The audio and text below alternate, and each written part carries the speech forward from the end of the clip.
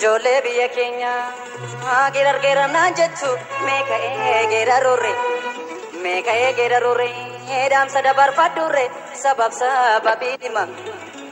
sababiin hima yaa ijoollee xiqqaan naa dhaggeeffadha guddaan naa qalbeeffadha sababiin bunan filloo yaa ijoollee jabanaa galaafate sababiin hawaannisa midhaanuu galaafate sababiin goobanticha goota koo galaafate.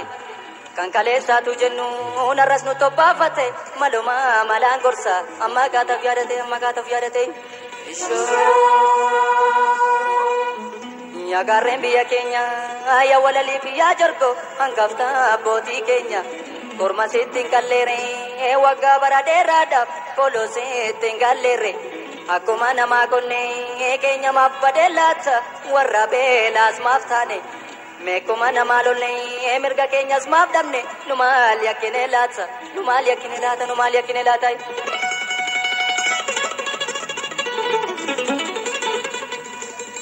Gaagurree onsee taane bookeen nutti galte ka ilmoo dabeessaa taane gadeen nutti tabte ka dinnichi baasaa bade lafa keessa toofa namni biyya isaa lolle.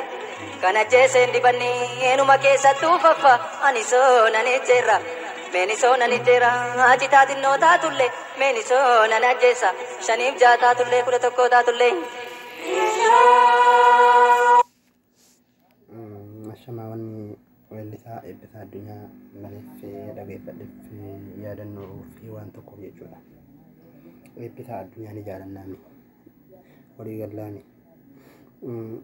Gootota keenya kan kaleessaan nadhii gammadaa Oromoon warri amma garaaf bitamee fi warri agarteetiin qabsaallee jara kanaan dhaadatame Taaddasaa Birruutiin dhaadatame Jeneraal Waaqoo Guutuutiin dhaadatame Jeneraal Hussein Buneetiin dhaadatame warra kaleessa agartaniitiin Oromoof qabsaa'ota Oromoo kan kaleessaatiin dhaadatame warri biltsiginnaa amma agartaniitiin uummata Oromoo hayyoota Oromoo manidhaatti dararu kunillee jechuudha.